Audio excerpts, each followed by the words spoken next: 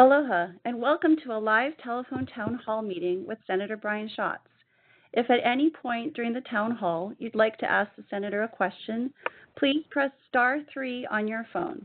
That's *3. A member of our staff will ask you for some information, but you will continue to hear the town hall until they can assist you. After you speak to them, please listen for your name and hometown and be ready to ask your question if I call you.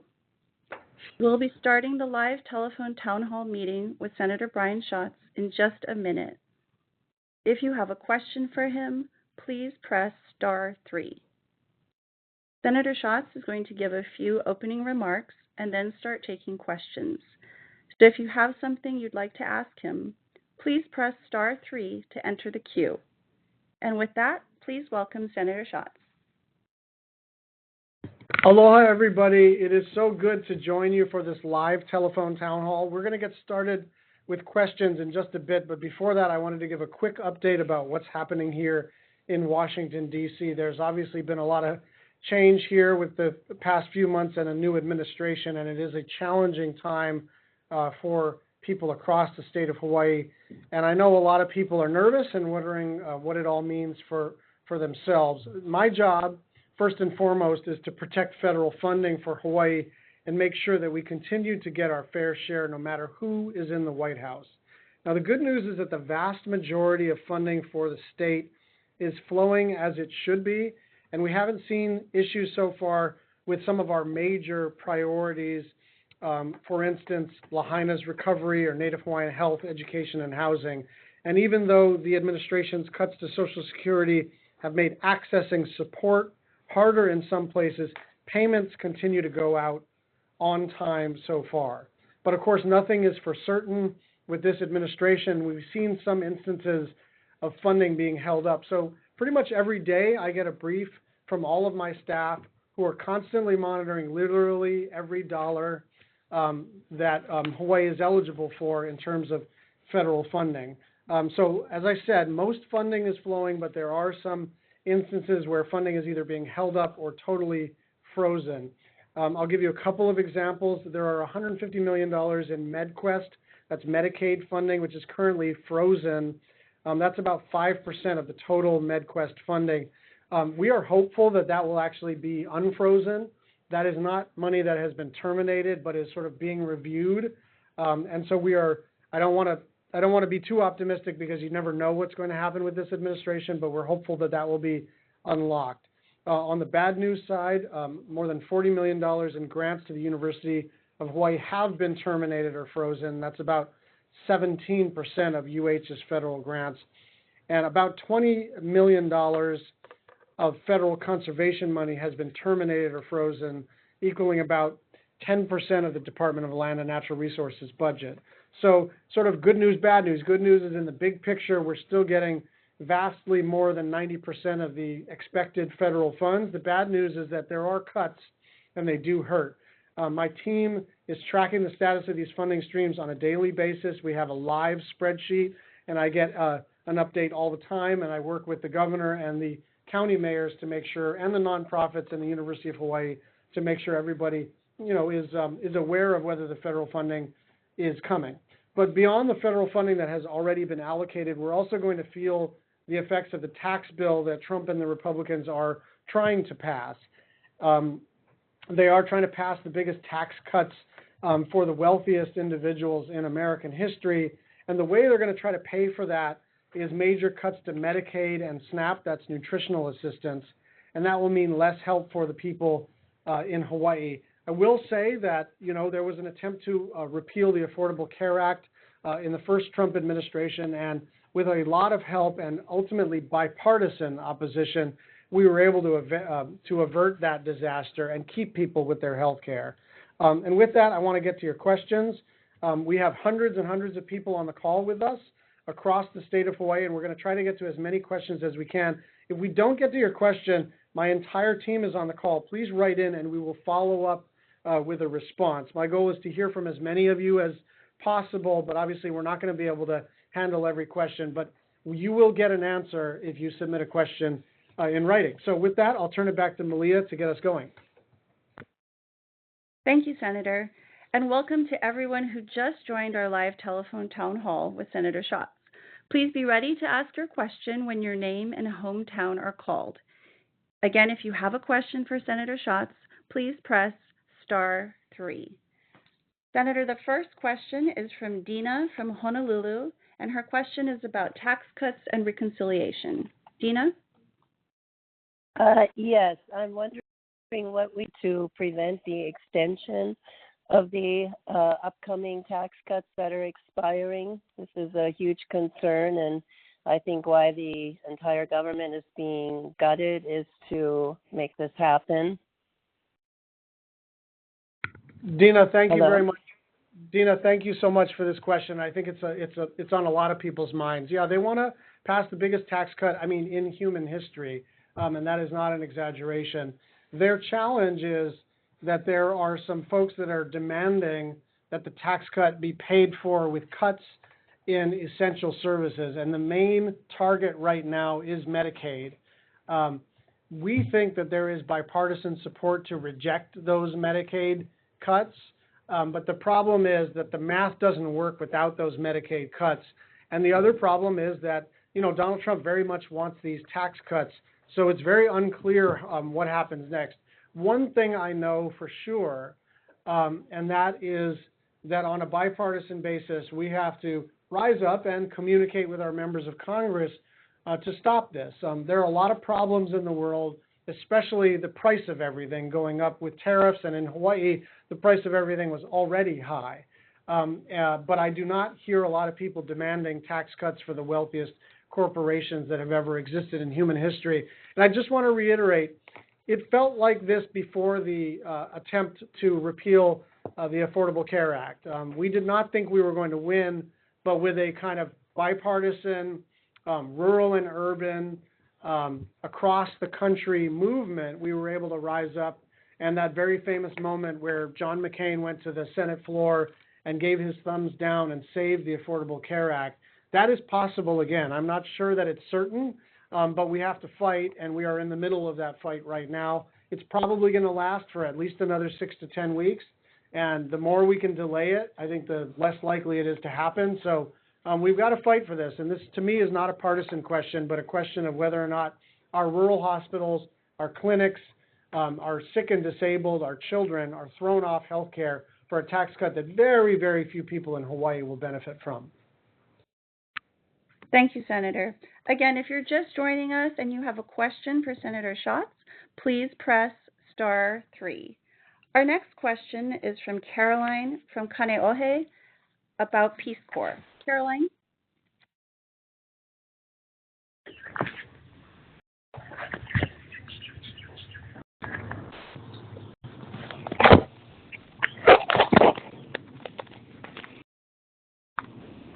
Caroline, are you there? Okay, it looks like Caroline maybe stepped away from her phone, so we will go to the next question, which is from James from Wailuku about tariffs. James? Yes. Yes. Hi, James. Go ahead. Hi. My question was, how do you feel about the tariffs, and can you comment on the possibility of them occurring and what the effect will be?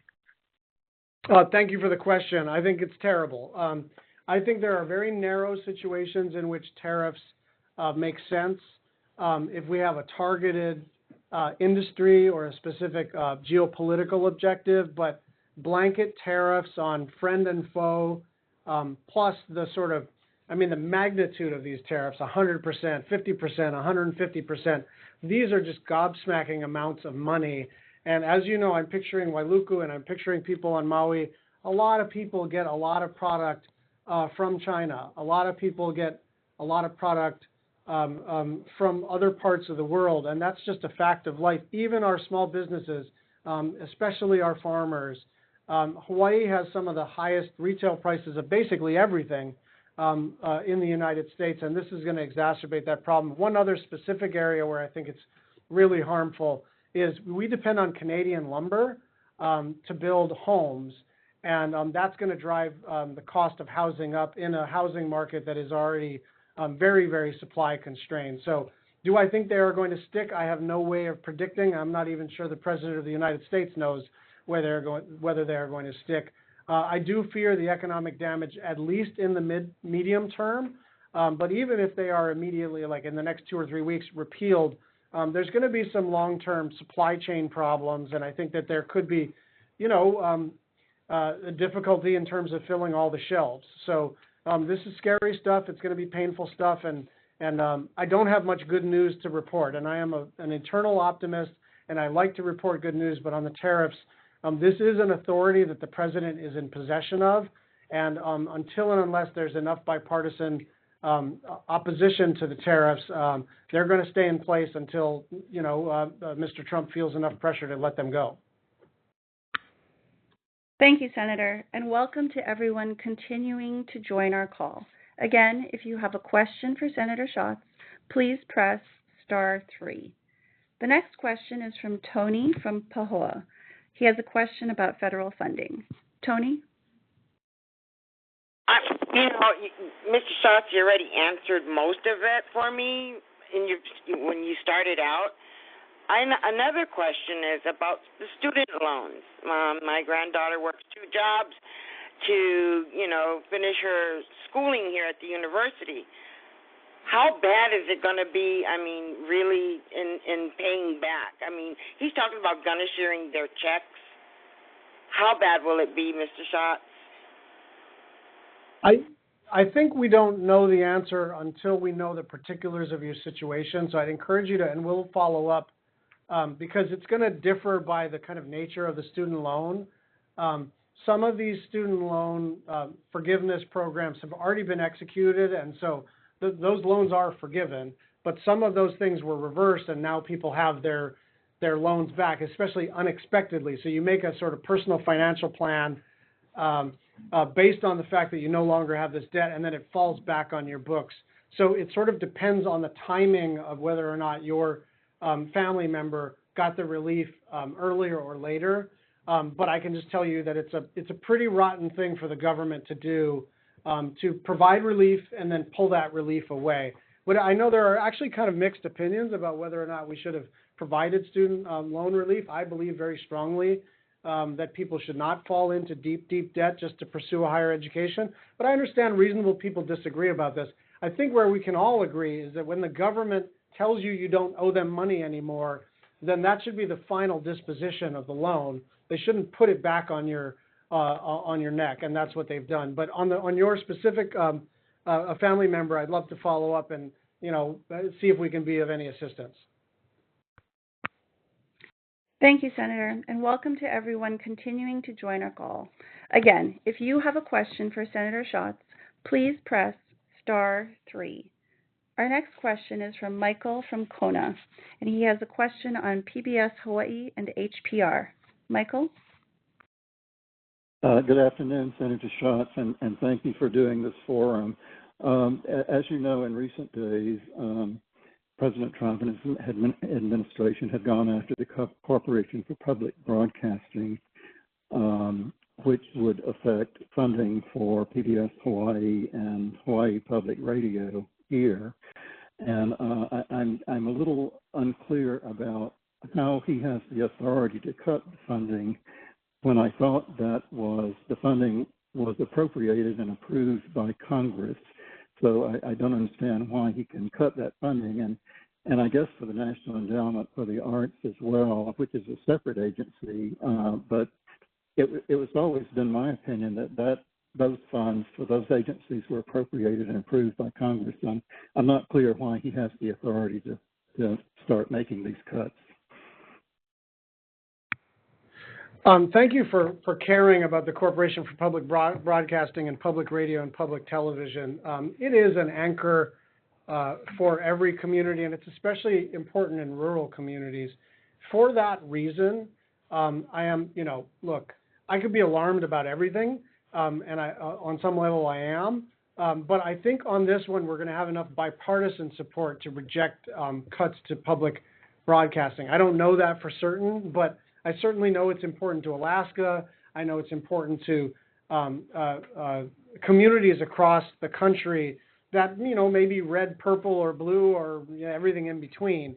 To your kind of technical question about why, how can they make these cuts if this is appropriated money? It's a very smart question. Once the Congress has appropriated money, the president does not have the authority to unilaterally make a cut. It still has to be subjected to congressional approval.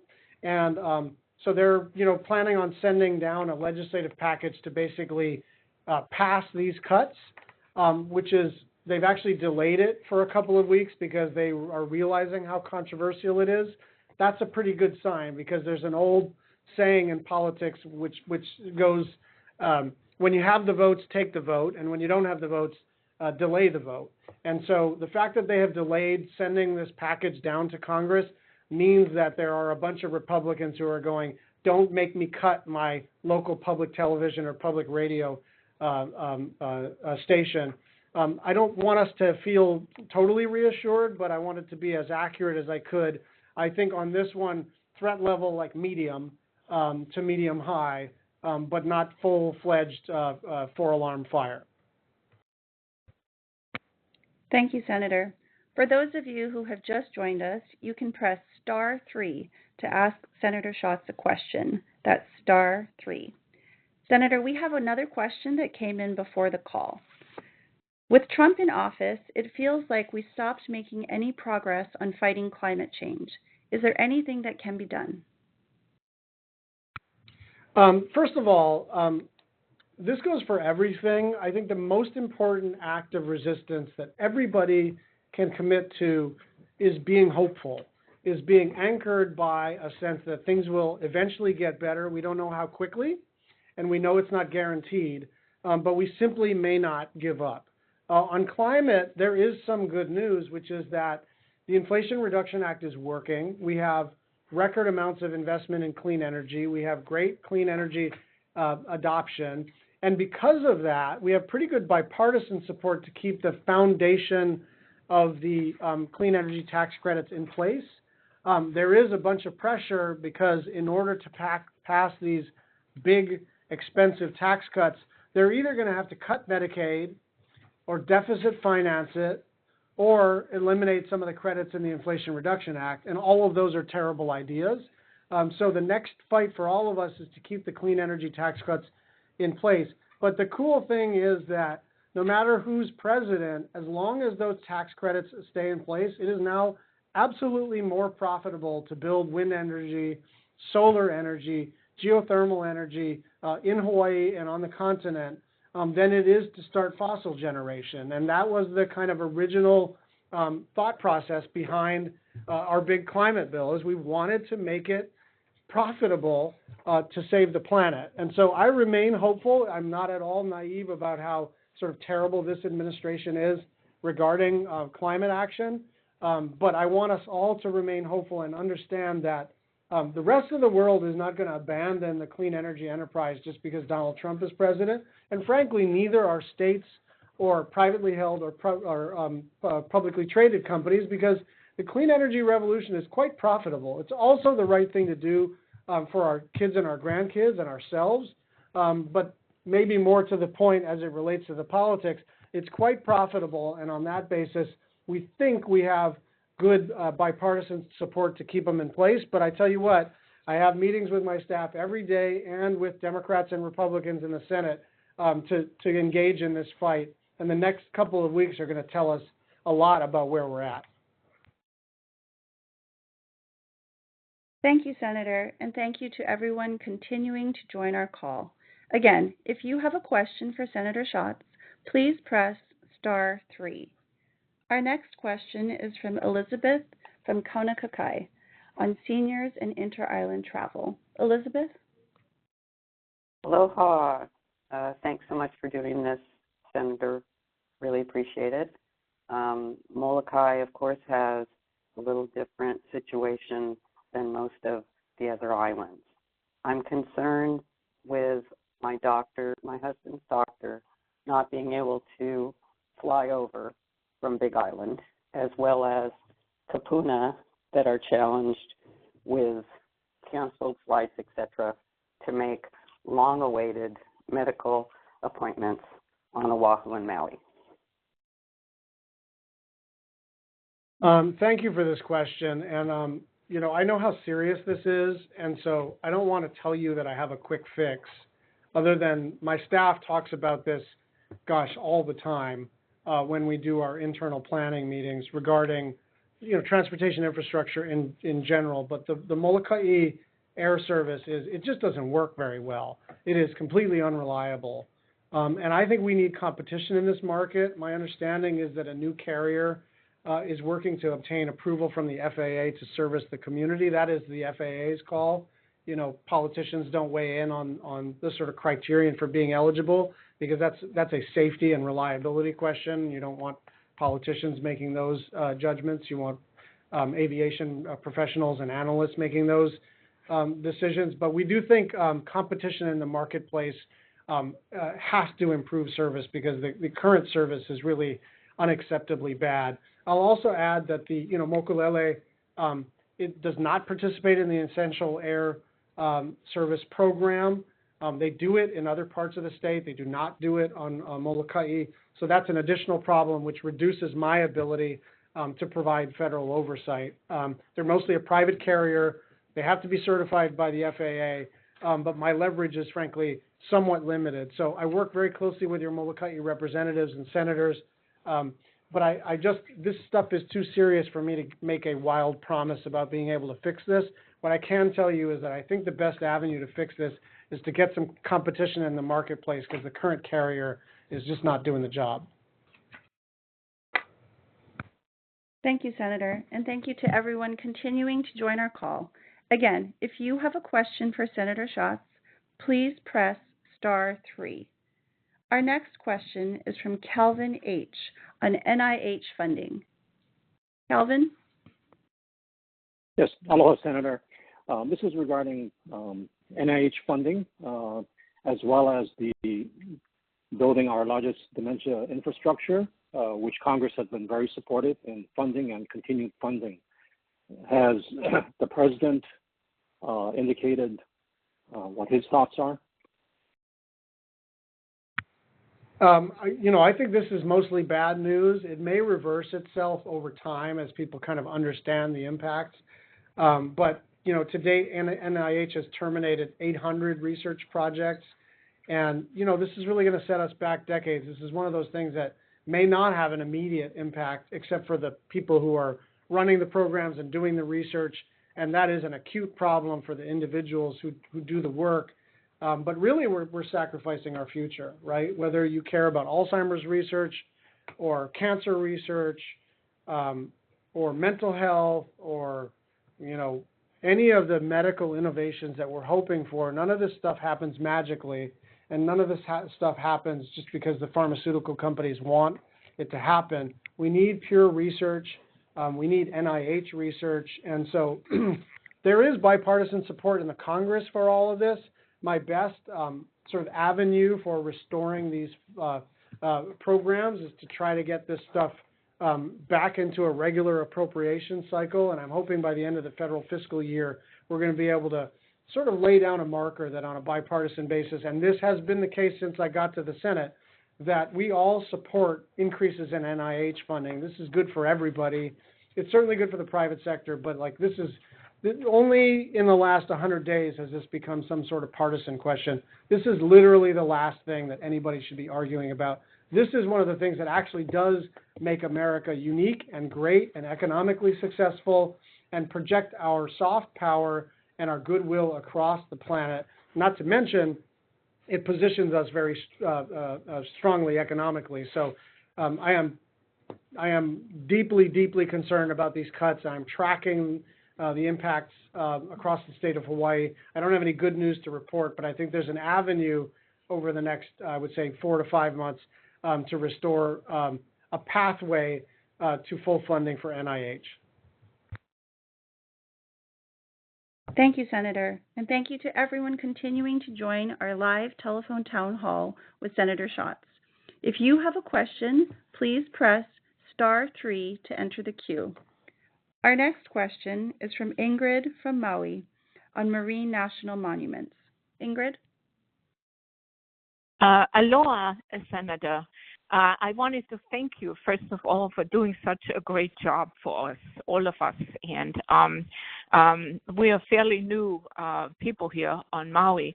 But my concern is that no one seems to be talking about, when Trump just opened up the Marine National Monument to commercial fishing. What do you suggest, and what is your thought on this? Thank you for the question. Thank you for the kind words. There are two fisheries-related EOs that were passed. One was to allow commercial fishing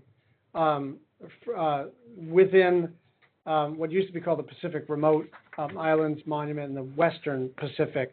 That, because it was established by executive order, can be modified by executive order. And so without new legislation, that's not something that we can necessarily reverse. But as it relates to the Northwest Hawaiian Islands, Papahanaumokuakea, this is officially a sanctuary.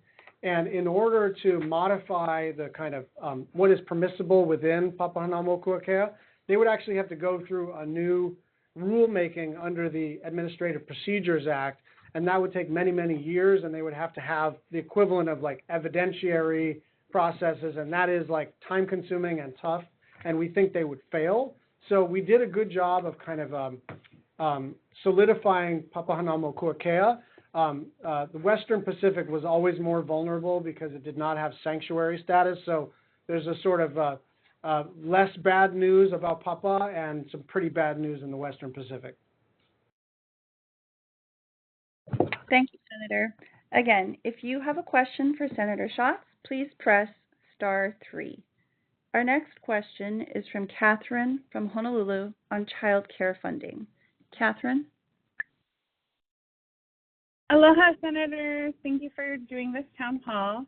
Given our historical underfunding in our state for groups with disabilities, especially our children, and the resulting concerns of our local government's commitment to our keiki and funding them, what federal funding and policy initiatives are going to be in place, or are you looking to get in place to guarantee that our keiki in Hawaii with disabilities receive necessary educational support and resources given a federal cut to the oversight provided by the Federal Department of Education?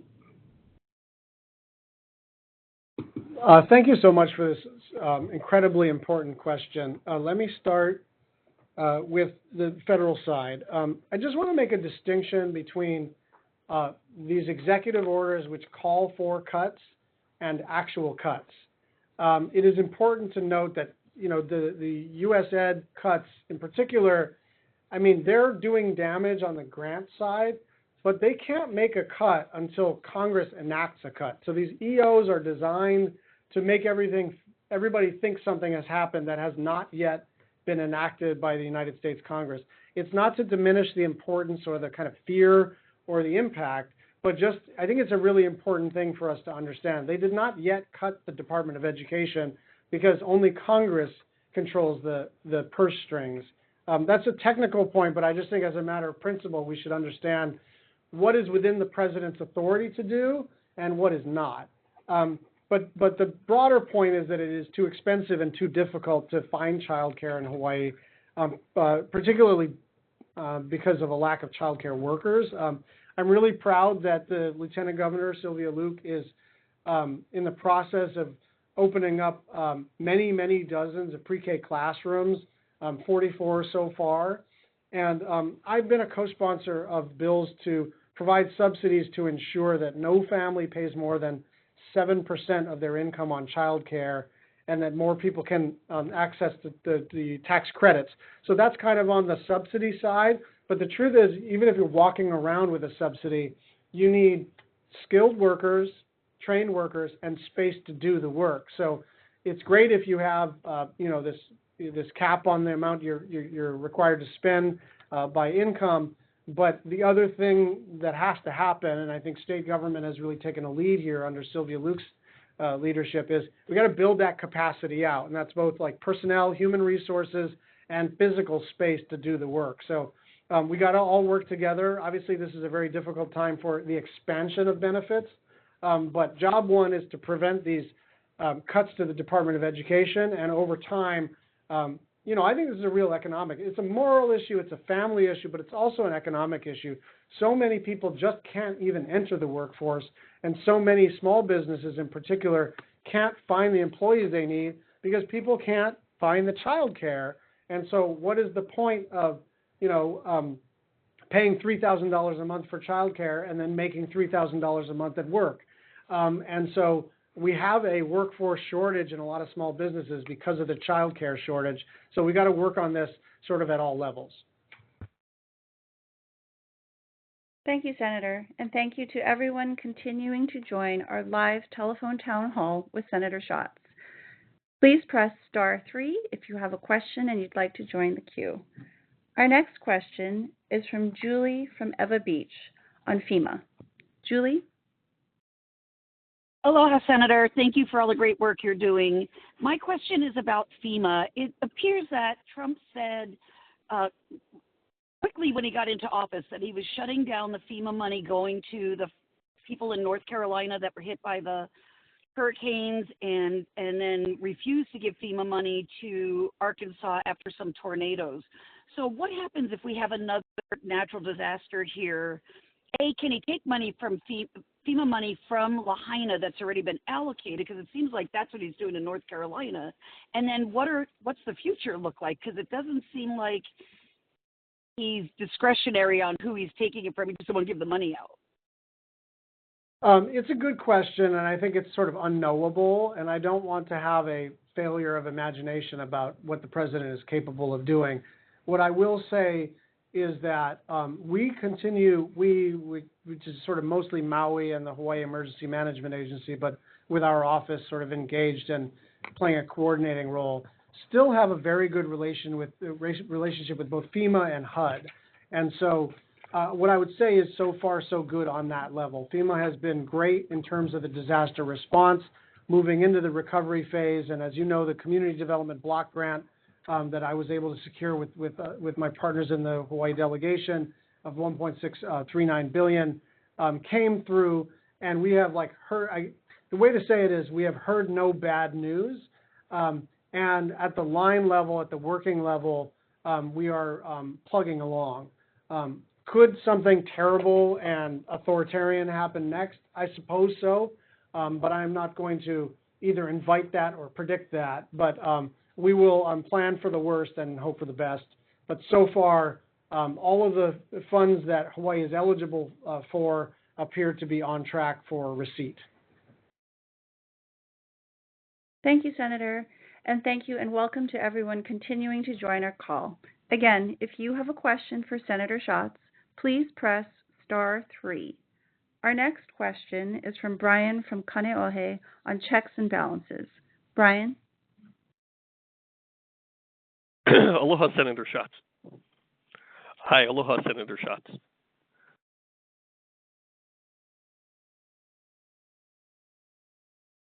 Hi, are you able to hear me? Yes. Yeah. What's your question, Brian? So I had a question. I share everyone's concerns with the various programs, but my question is really more of a strategy question for how to try and interact with moderate Republicans. And I'm just wondering if they've been approached and basically told that if they don't help the Democrats reestablish Congress and the courts as co-equal branches of government, then the next time there's a Democrat in the White House, all bets are off, and they'll probably disagree with the policies, obviously, that are coming out at that point. But the president's insistence really that he's all powerful and that not subject to the courts or really to Congress's oversight is really bothering me. So I'm wondering if an appeal has been made sort of to their sense of institution and process. Hi, Brian. I'm so sorry. We seem to have some technical difficulties right now, and the senator's audio has cut out. And so while we're fixing the problem, we are going to just give some information for everybody on the call. So the first thing is we do offer tours. Our D.C. office can help schedule certain tours for visitors coming from Hawaii to Washington, D.C. Some of the most popular ones are the U.S. Capitol, the White House, and the Library of Congress. Tours fill up quickly and requests need to be submitted as early as possible, sometimes several months in advance. So please contact the office as soon as you know that you'll be visiting DC. More information about the tours we can help you with is available on our website at shas.senate.gov. You can also contact the DC office at 202-224-3934.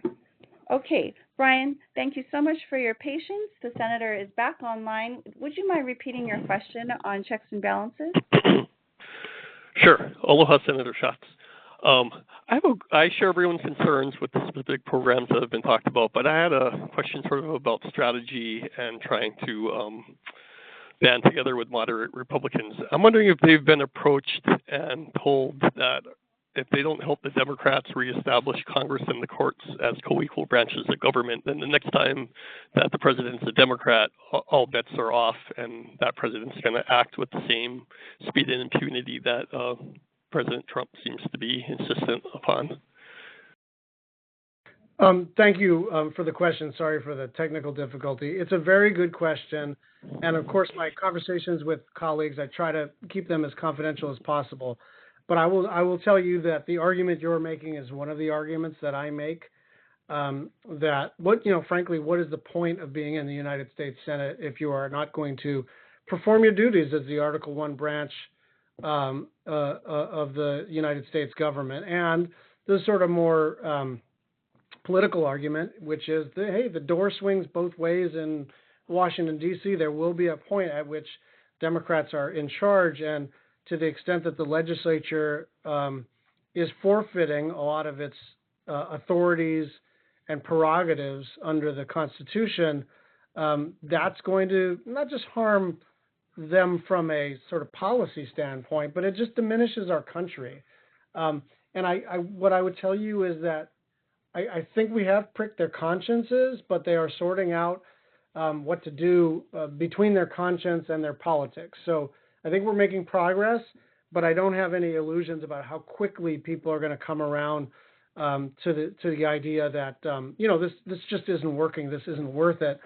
I think where this is going to curdle for them is if these tariffs bite in their home states and their own constituents say, look, I voted for this guy for any set of reasons, and I don't regret that vote, but this isn't working out, and you need to assert yourself not as a rubber stamp for any president, but as an advocate for your home state. So I am making those arguments. I wish they worked immediately.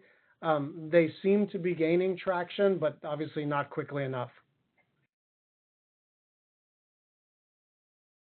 Thank you, Senator, and thank you to everyone continuing to join our call. Again, if you have a question for Senator Schatz, please press *3.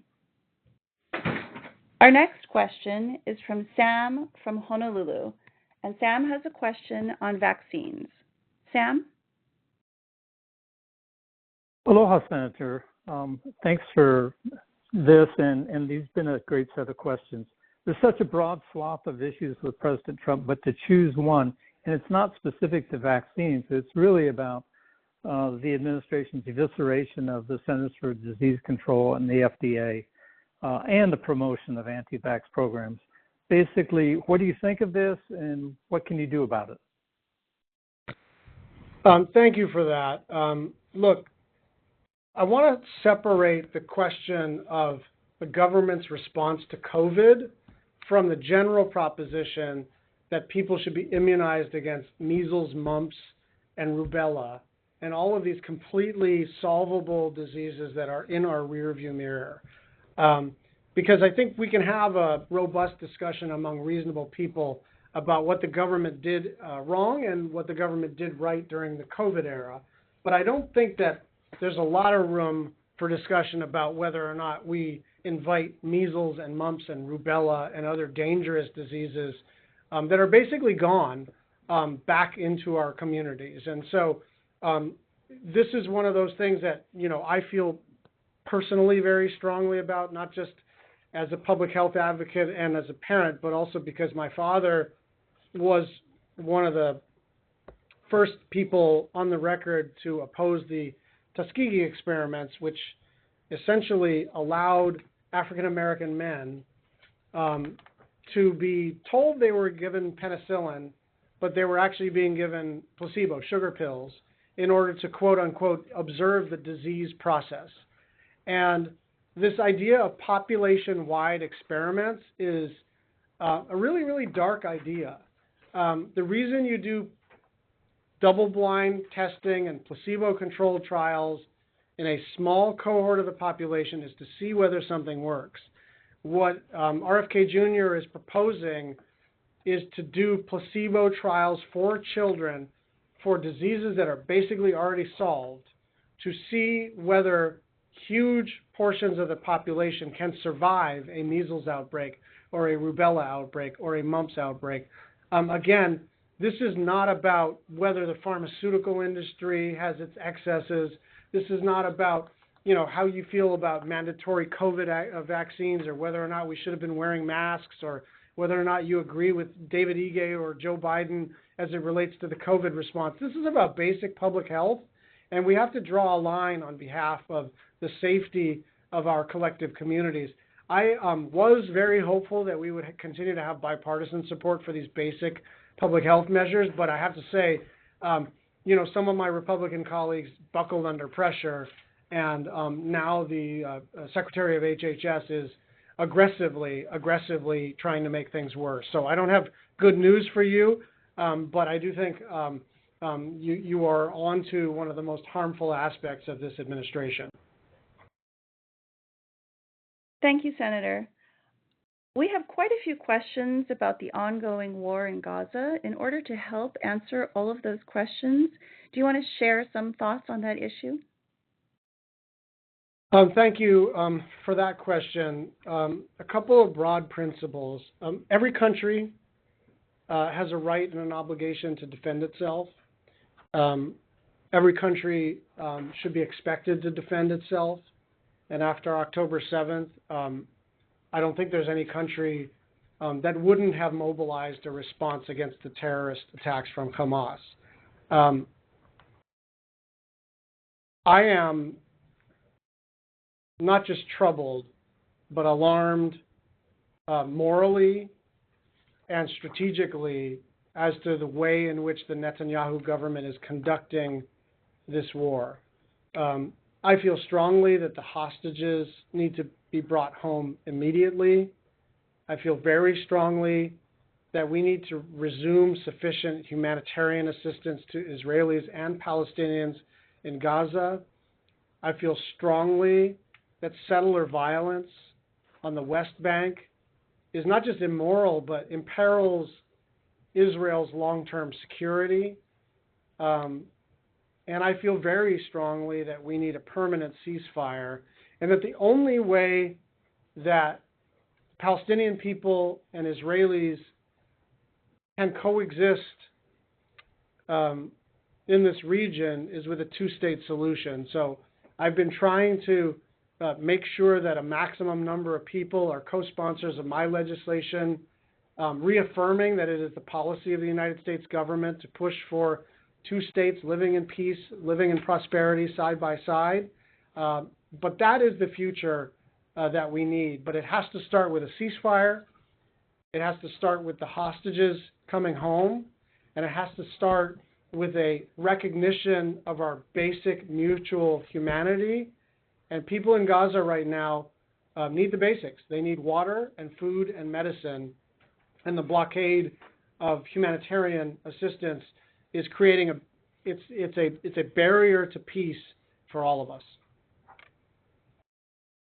Thank you, Senator, and thank you to everyone continuing to join our live telephone town hall with Senator Schatz.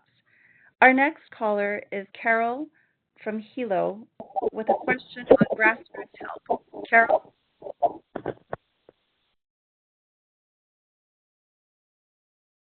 I joined this a little bit late, so I'm sorry if I am repeating a question. Can everyone hear me? I'm getting a lot of strange feedback noises. Hello? Hello? Hi, I'm here. We can hear you. It's a little clunky. Sorry. Yeah, I'm not sure what's going on. Anyway, my question is, there's so many issues that are facing us today, and more than ever, I feel very helpless about every situation. I'm a member of several groups trying to oppose a lot of these arbitrary decisions that are coming from the White House. Most of them ask for money, and I'm not sure, and I have given funds to people, to different politicians, to different groups, but are there groups that are trying to prey on us, who are trying to do something on the grassroots level, and what can a normal, everyday person do? Thank you for the question. I think a lot of people feel this sense of wanting to be helpful but not being exactly sure how to be most helpful. I'm going to kind of not answer your question directly, because some of the organizations that you're talking about have an electoral arm and work on elections, and because I'm in a government office doing a government thing, I can't even advise you in that space. It's just not permissible. But I just want to make a sort of broader point. And a new congresswoman from Delaware, I think, she said something that I really found very compelling that her dad told her, which is that if everyone's just a little more courageous, then we won't need any more heroes. And I think about a good friend of mine, the former governor, Neil Abercrombie, who used to say, a movement is faith in strangers. We have to have faith in each other that we are going to build or rebuild a multicultural, pluralistic, pro-democracy movement that is going to take our country back over time. So what is it that you should be doing? This is something I used to say to school kids, but I've been telling it to myself instead of the school kids, and that is, where do you start? Wherever you are. What do you use? Whatever you have. What do you do? Whatever you can. I think there is, especially among people who care deeply, a sense that we have to have some master plan, that somebody's going to present us a PowerPoint about how to take our democracy back. That's not really how this works. Whatever it is that you are in a position to do, that is what you are supposed to be doing. I think about the immigration raids on the Big Island and Maui. If we can provide comfort and support to our friends and neighbors, that's an important act of resistance. I think about lobbying the legislature and the county councils to try to provide whatever backstop we can in case there are federal funding decreases. I think about talking to your friends on the continent and doing more political mobilization on that level. There are lots of things that you can be doing, and I don't want you to be wondering too much about if it's the exact right thing to do.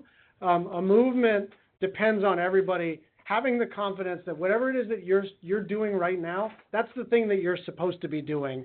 And I can speak just as a Democrat. Everyone wants a 10-point plan or a strategic vision, and I think everyone just needs to pick up whatever they've got and kind of go for it, and have the confidence that that is the way we're going to take our country back.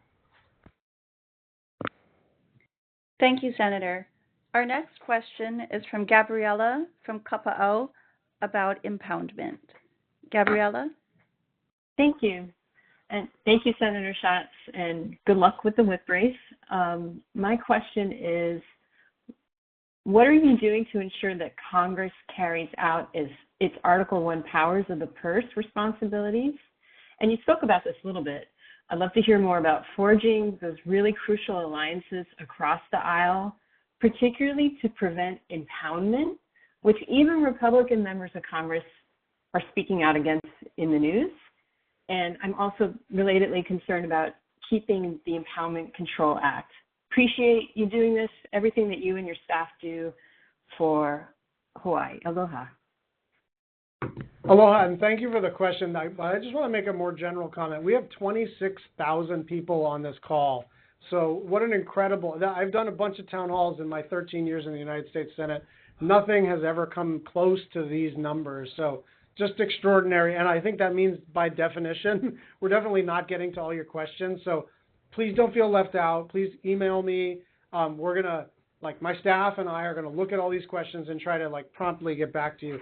On impoundment, you got it exactly right. There is a statute. There is a federal law that says it's not like state government. It's not like county government. If the Congress appropriates money, it is not within the chief executive's authority to not spend those dollars. I think the director of the Office of Management and Budget wants to change that law. I think his reckless behavior is making it less likely that he will succeed at the Supreme Court level just because he's acting a little nuts and with a little impunity, and I think they're getting quite irritated with him. So on the legal strategy, I'm not overly hopeful, but I think that we're in a better position than maybe I would have anticipated several months ago. But really the way to avoid all of this is to do the regular appropriations process. And for what it's worth, the Republicans on the Senate side are making positive noises about doing appropriations, having what they call markups, which is essentially votes on individual appropriations bills. So again, I'm trying to give you the straight scoop here.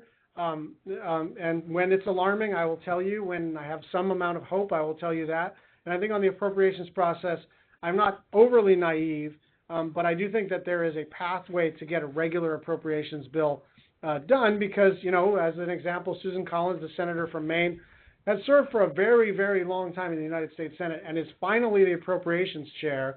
And without betraying individual conversations between members, I would say you don't spend your entire life trying to become the appropriations chair only to give up all that authority to the President of the United States, even if that president belongs to the same party as you. So there is a pathway for us to get this done and kind of obviate what Russ Vought wants to accomplish.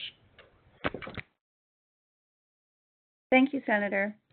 Our next question is from Kathy from Kihei on Social Security and Medicare. Kathy? Hi there, and this is just great. I really appreciate you conducting this. I've never been part of this before, so thank you so much. I was just wondering if you've heard anything, you know, Trump bounces day by day, if you've heard anything about Social Security or Medicare, with him messing around with that. We have a lot of seniors on Maui, including me. Thank you for the question, and I'm going to be as quick as I can so I can get as many questions in the last 6 minutes as possible. I do not think Social Security benefits will be cut. I do not think Medicare benefits will be cut. It's not impossible, but I continue to think that is a third rail that even these Republicans and even this president are sort of not willing to touch. I think where they will damage the program is in the service delivery side, and especially Social Security offices, making it just more difficult to enroll, making it super hard to get anybody on the phone.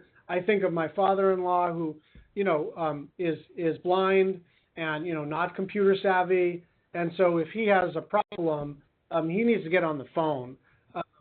And so I think the way they're going to kind of make the program less effective is make it harder to interact with any sort of customer service aspect of the program. But the benefit structure, I do not think is in any immediate danger. Thank you, Senator. And thank you to everyone continuing to join our live telephone town hall with Senator Brian Schatz. Our next question is from Gary from Honolulu on federal workers. Gary? Hi, Senator Schatz. Thanks so much for having this call. It's very useful. Could you tell us how many federal employees have been terminated and how many are, and also which agencies are most badly affected? Thank you for the question. I actually, in preparation for this town hall, asked that very question, and we do not have a good number, so I don't want to suppose what the number is, because as you probably are aware, there's a kind of overall strategy to bully federal workers out of the workforce, but there's a combination of tactics to do that. Some of it's like what I would consider to be like pure harassment. Some of it was that crazy email from Elon Musk. But like, for instance, USAID, they sent everybody home, but they're still getting compensated. They're really furloughed, and some people are cut out of their email accounts, and so they can't do their work, but they're still being compensated. So I actually don't know the number, and I'm not sure anybody, even the federal workers unions, know the precise number. I will say that this is an area where I think the Republicans thought that they had a sort of political advantage. And I think that what has turned out to be true is that nobody wants to punish a postal worker. Nobody wants to punish a FAA worker. Nobody wants to lay off a National Park Service worker. And so it is, in the abstract, popular to say, yeah, the government should be more efficient, and everybody agrees with that, and I agree with that.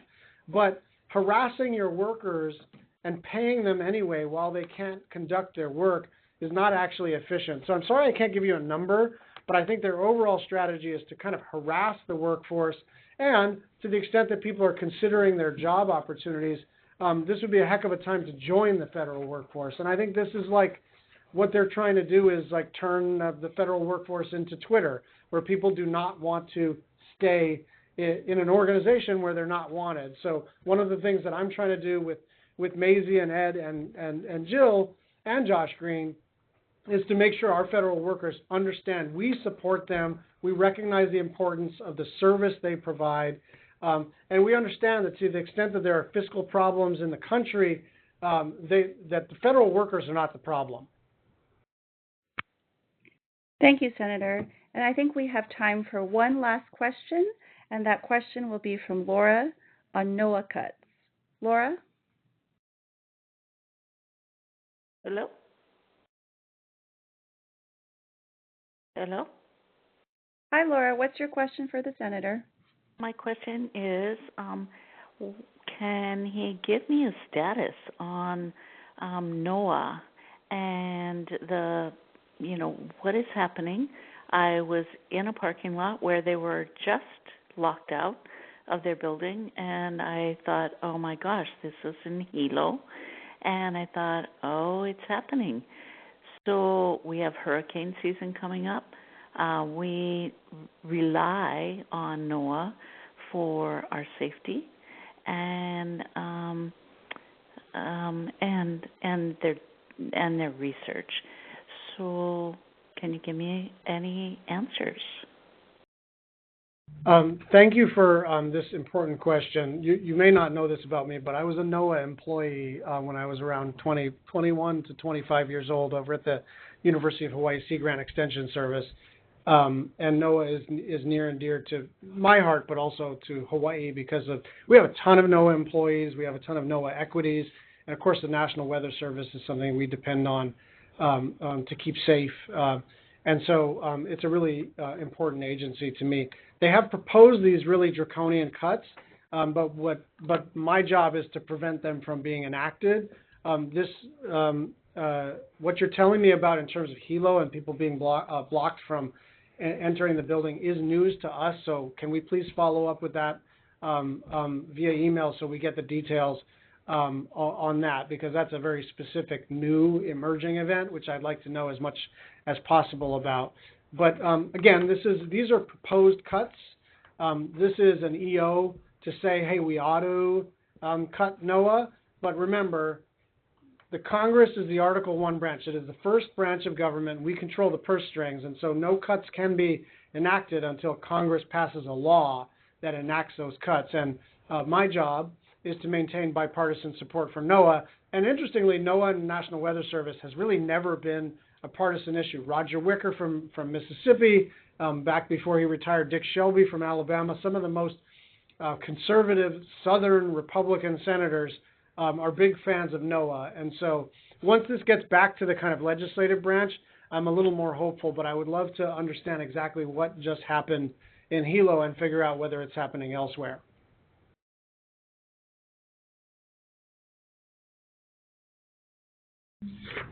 So I just want to thank everybody. I want to thank my team, and I want to thank the now tens of thousands of people who have dialed in. I wish I could be home, but I love these telephone town halls because it does enable me to talk to people in Kaunakakai and Lanai and Hawi and everywhere else. So I would just encourage you to, if you have any questions or you just want to express yourself, go to shots.senate.gov, so shots.senate.gov. And I have this tendency to believe that if I fill out an online form that it is a black hole. I will tell you, if you fill out that form, it actually goes to a human being in my office who personally reviews it. And so please, if you want to contact my office, that is the best way to do it, to tell me what you think, to tell me what you're worried about. And then we actually divide, once we get the form and then we get it as an email, we divide it into two categories. One is if you want to express yourself about a policy issue or an important thing you think I should vote for or vote against or prioritize or deprioritize, it goes to that side of the shop. Or if you just need help with VA or Social Security or postal stuff or whatever it is, then it goes to our constituent service side. So we try to be a kind of an operation that can help you with any aspect of the federal government. So please do go to schatz.senate.gov. And thank you so much to everybody for participating in this. And I can't wait to see you all at home. Aloha, everybody. Thank you, Senator, and thank